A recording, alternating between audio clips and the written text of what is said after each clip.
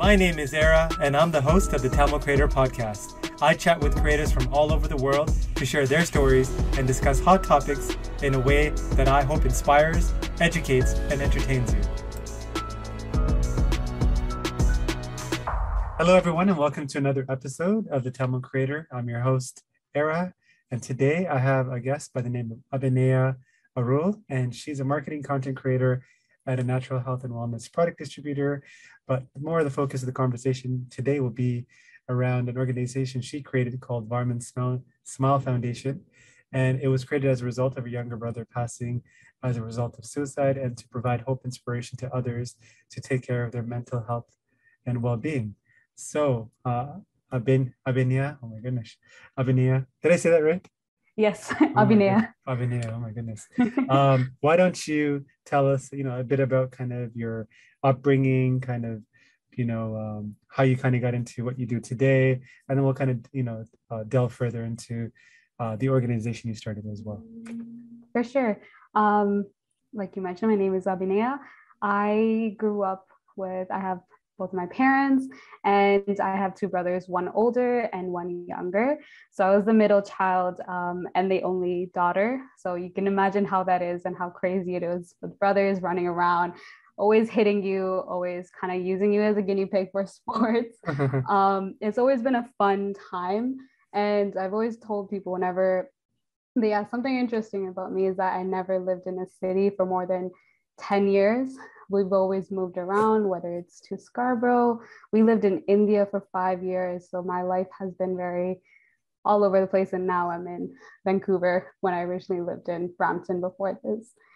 So it's a happy moving kind of family. And my family has never been kind of pushy when it comes to studies. My dad's a welder. So he understands that even though his job pays him well, he looks like he does not work as much or something like that. It's not a suit and tie, and he's always humbled us about that and always worked towards making money. And my mom's the exact same. So that's how my upbringing has been. So your whole family moved from Brampton to Vancouver? Yes, we moved just a year ago. We just celebrated our 1 year in Vancouver. This was essentially for us as mentally, to move away physically from that house and kind of away from people. Even though family is support, the Tamil community still talks, and it did sort of trigger my parents, and they're much more happier here. Kind of like the nature helps a lot. Whenever they kind of don't feel well, they can just go for a walk and kind of boosts them up. And the same goes with my sibling and I. Do you have like family connections or anybody that you know in Vancouver? No, we actually don't. We were one of our family friends told us that they have family here, so we met with them. They kind of introduced us to the city, and now we used to live with them, but now we got comfortable, got our own place, and settled in Vancouver now. Yeah, it's interesting because you mentioned your dad's a welder, and the Tamil community, especially here, seem to kind of value certain kinds of jobs. Yes. But if you were smart and just looking at financially, anybody in like the trades do really well. I know that I have friends in the trade. If not, like I have kids now, so like if they want to do it, I'd be like, hell yeah! Like I mean, if you want to take care of yourself financially, and work with your hands, it's kind of a great opportunity. So, just kind of a side note as you were talking. Yeah, and people don't really understand is that like that doesn't kind of deem him any lower. He had to study to become a welder. He works alongside engineers and does sometimes better than the engineer. He come home and he's like, these engineers don't even know what they're doing. I have to teach them. And he has kind of like a pride in that. And he always had this saying where it's just like, I had two options when I came to Canada. They said, did you want a suit and tie job, or did you want to make a lot of money? And he's like, I want to make a lot of money. And he chose welding. So inspirational from him. I look at people that are, the smartest thing is, who doesn't want to work less and make more? So make more per hour. How do you make more per hour? You have to find jobs that are high in demand. As more and more people do, quote unquote, like white collar jobs or like tech and all that stuff, there's less people kind of filling kind of the demand that we have for blue collar work. Yeah. That's why electricians are like making $300 for a 30-minute visit. I'm like, it's funny. I think I was talking to somebody and they lived in a neighborhood, and they said a lot of people in their neighborhood had like plumbing businesses, like, contractors, etc. And these people like, so I mean, if you're looking at it from a money perspective, I guess the trades is a no-brainer. Yeah, and it helps when you do enjoy like your job. Exactly. Like, if you love it, you that's, make good money. yeah. You don't have to work hard. Like you have not that much stress relative to people that might make as much as you, but like have to work crazy hours or like deal with crazy stress. Why do it? Yes. So yeah, maybe, you talked about kind of the move and why you and your whole family did that move. So maybe talk a little bit about kind of, whatever you feel comfortable talking about. Obviously, it happened 2 years ago. I think when I was reading something you posted, I think it was like a newsletter or newspaper clip, and it's like anybody that kind of goes through that, like, and you don't necessarily know what somebody's feeling. Like somebody could look happy and smiley on the outside, but inside they can kind of be in a world of hurt. So tell us more about kind of why you started Varmin's small foundation and why you decided to call it that specific name as well. 100%. Varman's Small Foundation was created as a family. Both my parents were involved, my cousins, my first cousins, Tanya and Praveen, they were very involved in creating this foundation. And the original was that we received a lot of kind of donations. People wanted to donate, but we didn't really need these funds in terms of the funeral or to support us. We were able to. So we were thinking, okay, let's donate to things that he's interested in, robotics, like the temple or his school teams. And then families started coming over to our house that we didn't know, saying that they also lost their kid to suicide and they didn't tell the community. And we realized that this conversation was such a hush conversation.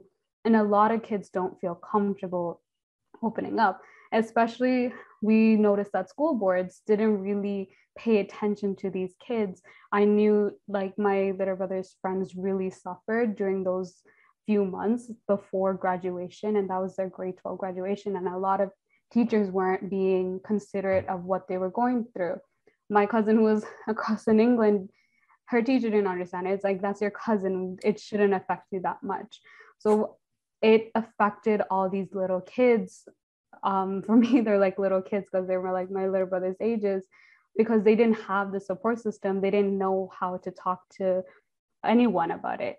And we didn't want to be professionals kind of educating kids or being therapists. We want to be these brothers and sisters for these kids, where they can come to us as mentors, kind of like a friend that they can talk to. And that's why we created this. And all of our kind of stuff that we do is based off of who he was as a person, who was giving, always taking care of others before even himself. And when we were trying to come up with the name, everyone always remembered his smile. So his full name is Varman, and people call him Varmin. So we did Varmin's Smile Foundation.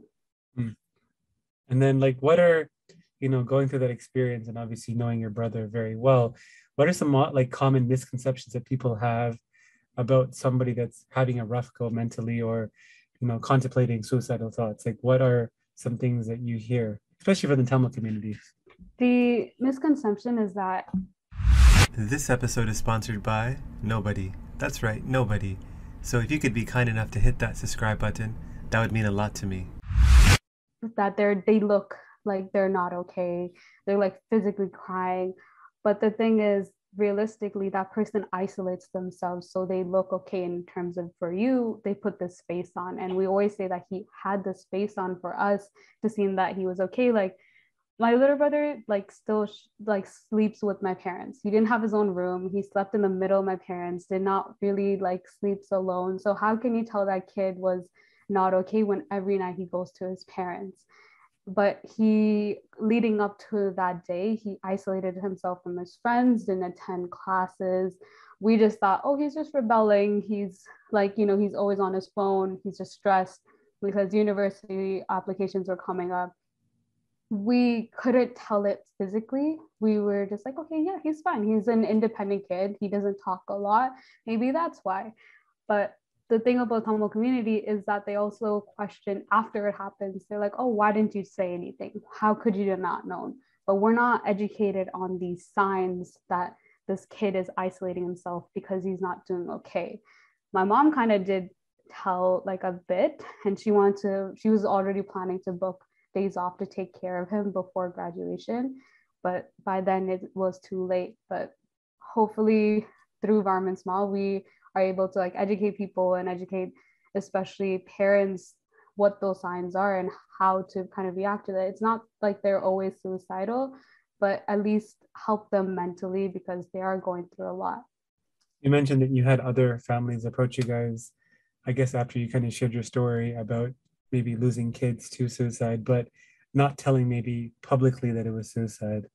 Um, so like maybe talk about that because that's kind of it's kind of sad for them that they can't really share that pain and like Mm-hmm. there's a different perception of what happened versus what was reality. So tell us maybe some of the things you heard or just some things that stood out to you during those conversations. Especially when it comes to suicide, speaking from my parents' experience and their point of view, is that they feel like they have not done enough or they did too much and this kid still did it regardless. But the main thing is the community talking. Our community is amazing, but that little one thing is that I know that not all of them mean to be harmed, but some questions are triggering. People ask, it's like, oh, why did they do that? How did they do that? Why are you not taking care of yourself? Or why don't you sell your house and go somewhere else because you're not doing okay? Do you need help? For like, even for my mom, it's like, oh wow, like she's dressing all nice even though she lost her kid. They look so happy. It's like questions on questions when it's not needed. Instead, there was no support for these families because after they lost that kid to suicide, there was just all these stigma. It's like, I even got asked that did my brother pass away because of a love failure, which is crazy to me because he's a 17-year-old kid. So there's all these people who aren't educated about suicide. Why does it happen? About mental health specifically and mental illness.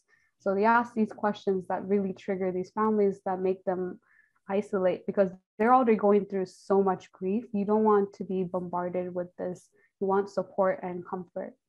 Yeah, I think maybe part of the reason is just education from the older Tamil community, where in Sri Lanka or India, wherever they're kind of from, it's not Mm-hmm. really talked about and it's kind of like brushed under like a rug in terms of whenever this comes up because it's not really understood. So hopefully like educational initiatives like what you're doing, even I find for me personally, I find TV and movies kind of I know people might laugh at it. I feel like they're when you tell somebody something versus them seeing it in a narrative format, it's Mm-hmm. totally different. Like Yeah.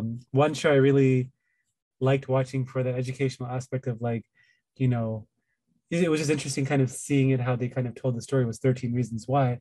I know there was kind of Mm-hmm. controversy around it, but I just thought it was kind of a well told story. I mean, they could have done some things better, but it was Yeah. just kind of I hope people watch that show or kids watch that show and maybe their kind of eyes are a bit more open in terms of people that are suffering or hurting Mm-hmm. around them, like some of those signs that you I think talk about on your Instagram page or even just things that I've kind of read. So Yes. yeah, I Because don't know I if you've also yeah, go ahead. I also feel like Tamil movies also glorify suicide. It's like if Yes. she does not stay with me, even songs like I've noticed that people pointed out, it's like these songs glorify like dying and suiciding because of like the pain that you go through instead of educating. Even there's movies about schizophrenia, they make it seem like they're crazy. So that's what we already push away people with disabilities. Now we're pushing away people with mental disabilities as well.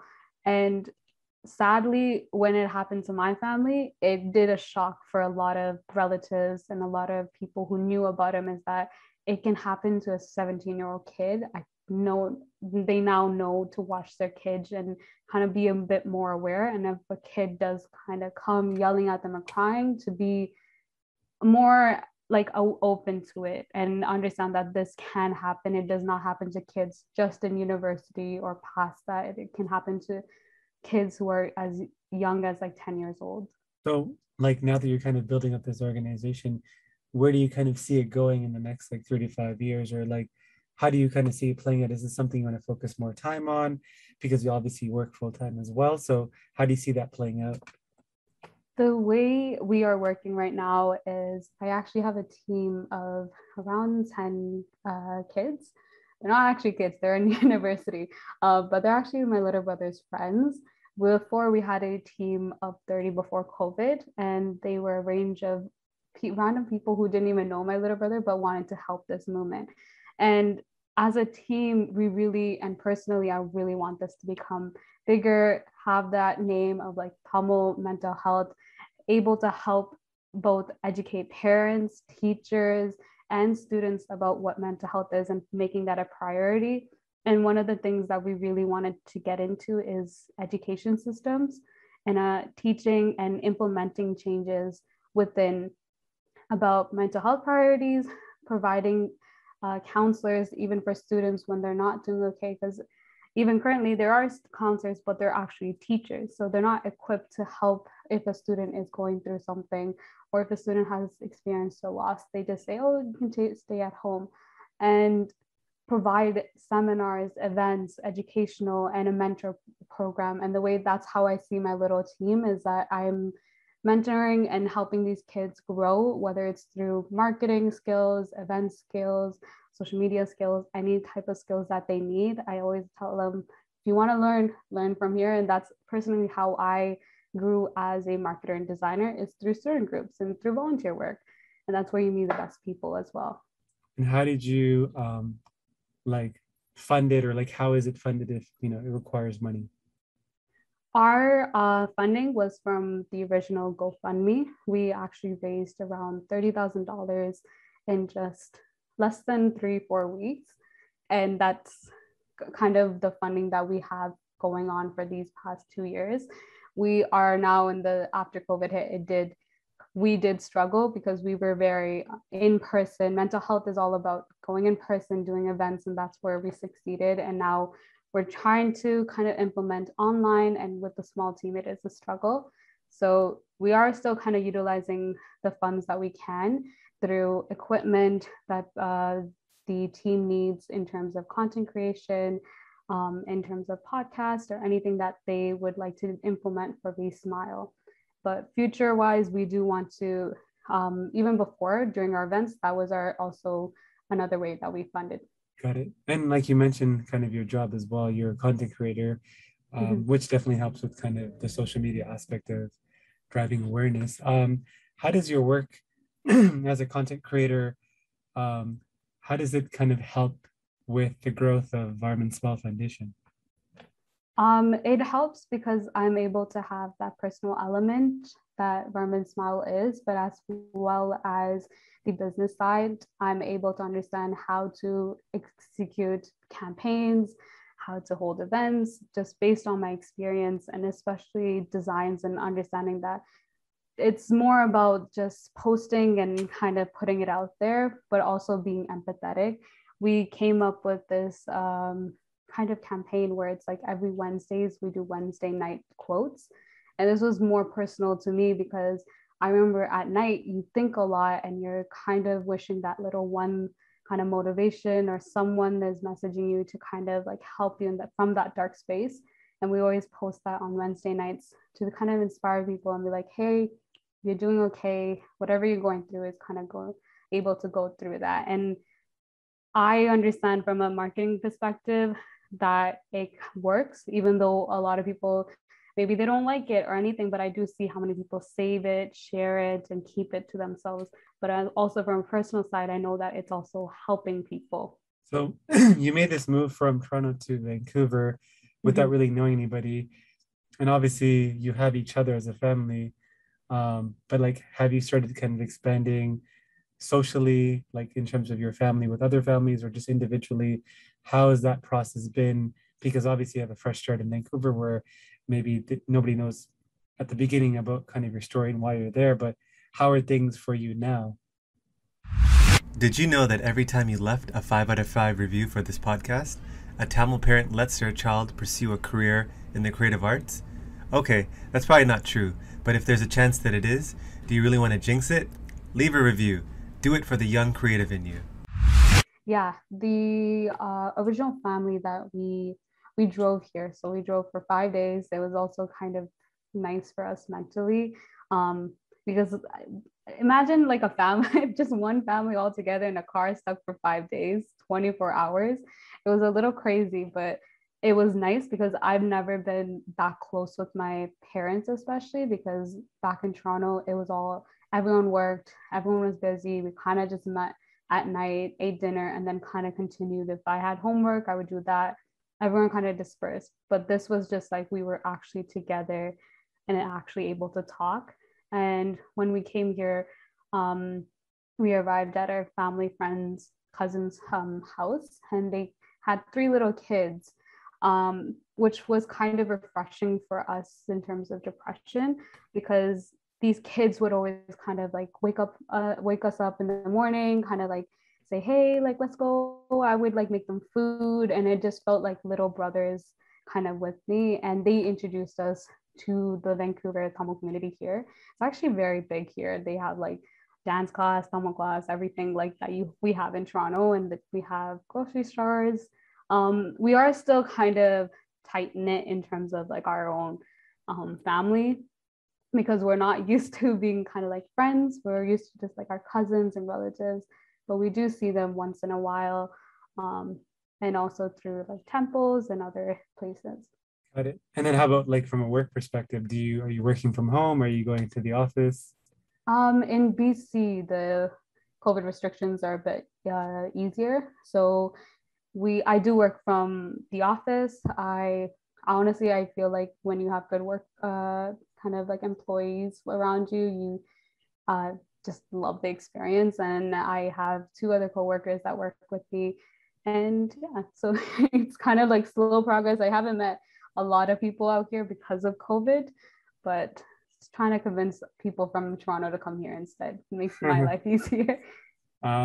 Like, I guess from a career perspective, where do you see yourself? Because I imagine you want to build up your career while you're building up this initiative, like Varmin's Small Foundation. So where do you see yourself from a career perspective, like 3 to 5 years from now?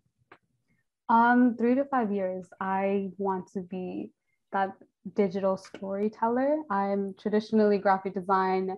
I was more in the packaging, print, and I want to really transition into UX, UI, where it's more digital and a lot more about storytelling and the function of how we use social media and other marketing materials. And my biggest kind of like campaign that I remember for a marketing perspective is the kids, where they partner up with other kind of big industries.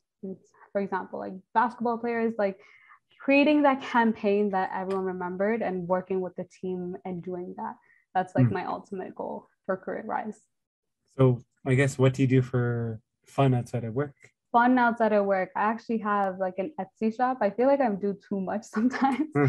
But it's like a journaling kind of business. I did that kind of on my side. I love painting and drawing. It's one of my like huge passions. In a surreal world, I wish I was a painter and that's all I had to do for my life. So that's what I do for fun, and also like go out with my parents. I don't know if it sounds lame for younger kids, but just talking to them, cooking with them is like my favorite thing to do. That's awesome. What's an insecurity that you have?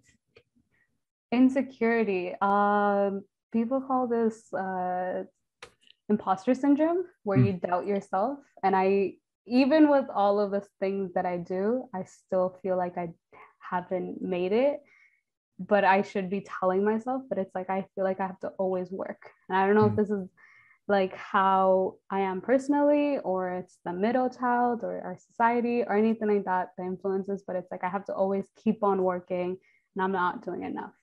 How old are you now? I'm 23. I'm pretty young. So if you had a chance to sit down with, say, 15-year-old Apinayah, what would you tell her? I would actually tell her that she will make it. Just what I'm doing right now and how I'm inspiring, especially younger generation, I would be proud of myself. If I'm telling myself, it's like, you should be proud of yourself. You will make it. You will have a name for yourself. I feel like as a child growing up in a big family, you feel like you're shadowed and I'm not really a talkative person. I'm that introvert, not that typical Tamil person. So now kind of looking at myself, it's like, you don't have to be. You can be yourself and still make it in life and still put a name for yourself. And in terms of your personal legacy, how would you want to be remembered by your friends and family? Oh, this is tough. um, I'm not even sure. Honestly, someone that they were able to talk to and rely on, especially when they're going through something. It's like I always had her. She was always there for me and just part of the family. For consuming new information, do you like to read or do you like to listen to podcasts? I love to read. I'm mainly not the motivational kind. I'm more like a fantasy kind of get your mind out of there. This really helps me with my like creative process. I'm very much like try to kind of go back to your inner child, be imaginative, be in that world that is not reality. So what's like your favorite book you've read in like the last couple of years that's like really left an impact Ah, on you? I forgot what it's called specifically, but I recently read this book and I believe it's City of Bones or City of Fire, something City of something.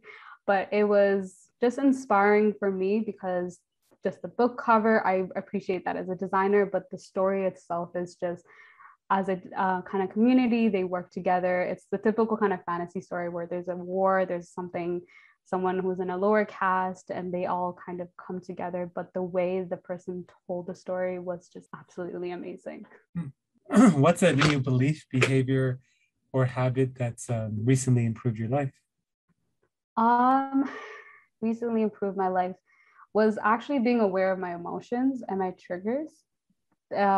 This is something that I would recommend for everyone is kind of understanding yourself and being able to be alone with yourself and your own thoughts is a huge self-growth. And especially with what I went through these past 2 years and that first year especially was not understanding what triggered me and setting boundaries, especially with friends and families, because I don't want to ever kind of go back to that dark space because of someone saying something wrong.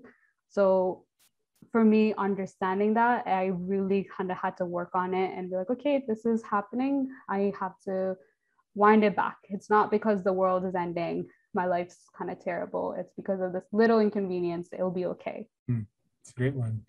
Who's somebody from, I guess, the global Tamil community that you admire and why? And who's somebody that's non-Tamil that you admire and why? I have two people. One is Sundar. I feel like a lot of people know him. I just saw him just like his comedy, his Instagram, and I attended one of his show, and it actually was 2 months after my brother's thing. And I just remember that because it was just like the most memorable kind of piece that I had. And I went with my first cousin, Tanya, and we were able to kind of laugh without judgment. And he does create this safe space for a Tamil community, especially the LGBT community. And I know that like kind of his presence and meeting him twice after, I was just like, oh my God, so sweet. This is what kind of like I aspired to be in the Tamil community, especially. And another person is one of my relatives, Gajan, who's also a photographer in the community. Kajan Bala? Yeah. Yeah, yeah. He's well, like one of my relatives, and just the work he does is so inspiring, and his story, it's just like how his work ethic is amazing. Yeah, I think I recognize his name because he shoots Janssen stuff, right? Yes, he Yeah, does. got it. And then what Mhm. about somebody that's non-Tamil that you admire and why? Ah, non-Tamil. There is someone called Deepika. She owns Live Tinted.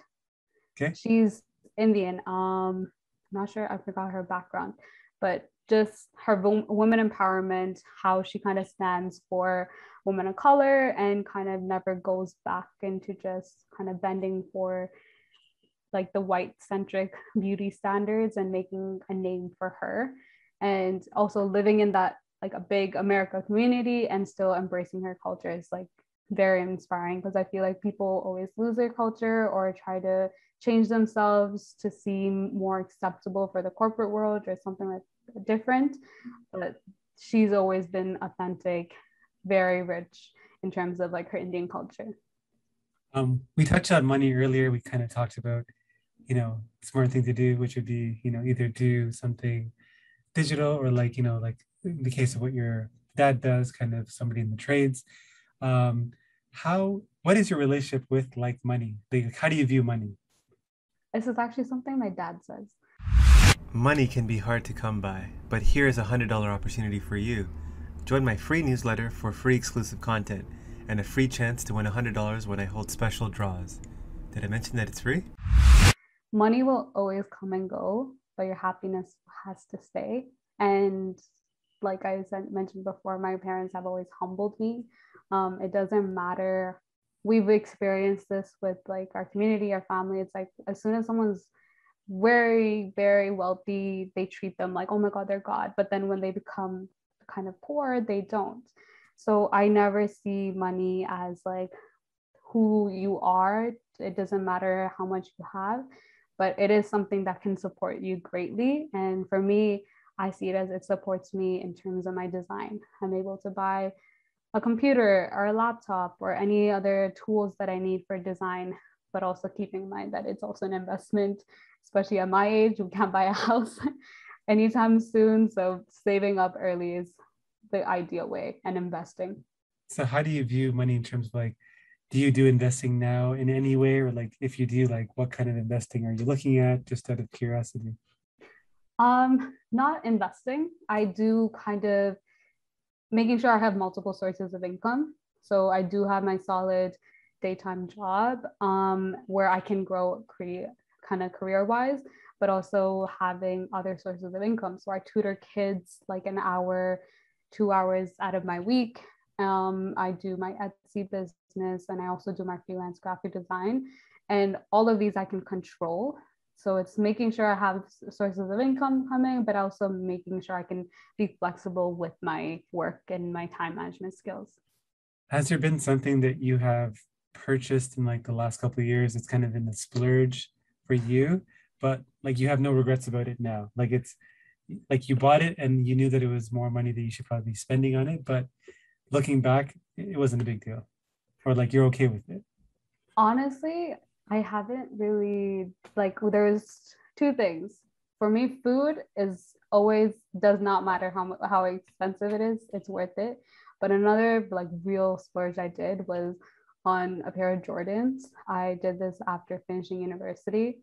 I'm that kid that did not get A's, did not really like was that smartest kid, was the creative kid, but that obviously does not get you marks. So finishing university was my biggest accomplishment for myself. So I paid like $700 for these shoes, and they're just sitting there because I'm scared to crease them and ruin them. But it's something that I'm so proud of, and I've always wanted these shoes. So I always tell myself it's like it's an accomplishment. At Are you a least you have sneakerhead? that. Kind of. Okay, so I want to be, but the prices and my shoe size are never there. So I can never kind of go out it. But I wish I can have that whole sneaker wall. like for me, I look at money as a tool. Like you were saying, it doesn't define somebody. I just simply look at it as a way to kind of live the life that you want to live. So, somebody, because I know people that make really good money, but they're like paycheck to paycheck. Like I know people that are making $300,000-$400,000 and they're living paycheck to paycheck, but I know people that are making way less, that are saving well, they like seem to be happy. So I don't think you have to make a lot. I mean, depending on what your goals are, but I think money is a tool. So that's why I was just kind of curious about how you viewed money. What's a piece of advice that you would give to your fellow aspiring Tamil creators out there? Keep doing what you're doing and follow your passion. Just, I mean, be that lawyer, be that doctor, but if that's not what you want to do and that's your parents telling you, trying to find a way to follow your passion, because we need Tamil creators and we need everyone in every single trade, every single industry, and make our own community and grow. And that's my biggest thing. And believe in yourself. We have kind of like this whole older community that kind of sometimes puts us down, but there are a lot that want us to see us grow. And we are the legacy, especially in Canada, we are the legacy that we need to put our foot forward. Okay. Well, it's kind of a good way to kind of segue into the final segment of our discussion. It's called Creator Confessions. It's a fun game just to kind of, it's meant to be a speed round. So I'm going to say a couple of statements and then you kind of answer and we kind of go from there. You ready? Yes. Awesome. So favorite Tamil food? Roti. Just roti or koth roti? Just roti. I love Okay. roti and sambal. Yeah. Okay. Something that scares you? Losing someone again. Favorite show you're watching? Friends. A place you're itching to travel to after the pandemic is over? England and Bali. Why England and why Bali? England because I have my family there and I've like missed them dearly. I really want to go see them again. And Bali because I've never been there before and it's just something that I saw on my kind of bucket list. And It's a after the beautiful pandemic, It's a might as beautiful well do it. place. I went there 2 Yeah, years ago. it's Uh, so beautiful. it's amazing. Favorite Tamil movie? Something, something. Okay. A fellow Tamil creator you want to give a shout out to? Um, I'm gonna just give a shout out to the Gajamala. That's the first thing that came up to my head. Favorite childhood memory? Favorite childhood memory was living in India and going to school in my uniform and kind of going with my brothers and we were all sweaty. That was kind of like my favorite memory. Pet peeve? Pet peeve is people burping loudly in front of me. Grew up with brothers, still do not like that. A person/celebrity you look up to? Person, honestly, my dad and my mom. I don't really look up to celebrities and what they've been through, especially Tamil immigrants. I look up to them. They're top of any celebrity. If you knew that you were going to die tomorrow, a regret that you would have? Not saying I love you enough to people that I care about. Probably I should know- do that now. I know you said you're not into celebrities, but hypothetically, is there like a celebrity whose life you want to experience for just one day, even out of curiosity? Zendaya, celebrity crush, like celebrity kind of like Sorry, who did you icon. say? Zendaya. Oh, Zendaya. Got it. Okay. And I guess finally, maybe like a final like public service announcement you want to leave our audience with about anything. So just final thought or even like a shout out for something that you need for Varmin Smile Foundation. Yeah, maybe just give a shout out for that or like what you need. So for Varman Smile, you can follow us at B Smile Foundation. Our DMs are always open if you want to have a conversation with us, if you can be specific on kind of like what you want to talk about. And also as like a Tamil creator or an individual, do what you love.